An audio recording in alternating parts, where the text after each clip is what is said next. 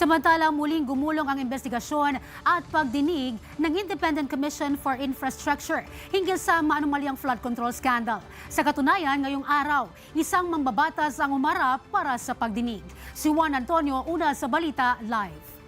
Yes, Juan. Zay, nagtungo ngayong umaga sa tanggapan ng Independent Commission for Infrastructure si Pasig City Lone District Representative Roman Romulo at Bulacan 1st District Representative Danny Domingo para sa patuloy na pagdinig ng komisyon sa maanumalyang flood control projects.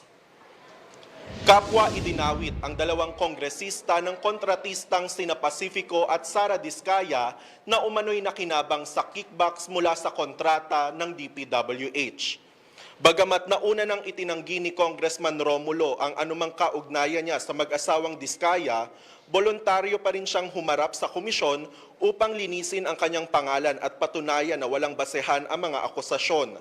Sa pagharap ngayong umaga, hiniling ng legal counsel ni Romulo na isagawa ang pagdinig sa isang executive session upang maprotektahan ang kanyang kaligtasan at kapakanan ng kongresista. Giit nito ang ilang impormasyon na inihain laban sa kanila ay maaaring magamit para sirain ang reputasyon ni Romulo. Zay, halos kakatapos lang din ang pagdinig na isinagawa para naman kay Congressman Domingo na kapwa humiling din ng isang executive session.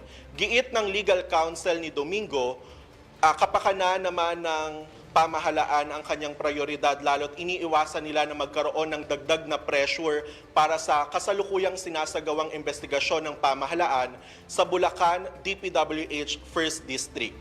Yan muna ang pinakahuling kaganapan dito sa Taguig City. Balik sa inyo dyan.